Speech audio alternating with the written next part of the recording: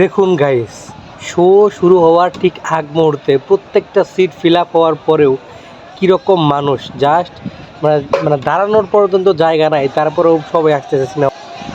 এটা ছিল ঈদের দিন সন্ধ্যা 7টার শো। মানে এত মানুষ এসছে, মানে দাঁড়ানোরও জায়গা নাই, মানে দুইটা জায়গায় নিচে এবং উপরে দুই জায়গায় ফিল আপ, তারপরেও মানুষ সমানে আসতেছেই। তো হল কর্তৃপক্ষ বাধ্য হয়ে পরে মাঝখানে চেয়ারের ব্যবস্থা করে দেয়, তারপরেও জায়গা হয় না। তাদের সবাইকে পরের শোতে দেখার জন্য বলে, কিন্তু পরের শোতেও এইরকম মানুষই ছিল। জাস্ট চিন্তা করুন তুফানের টেস্টটা কোন লেভেলে চলে গিয়েছে।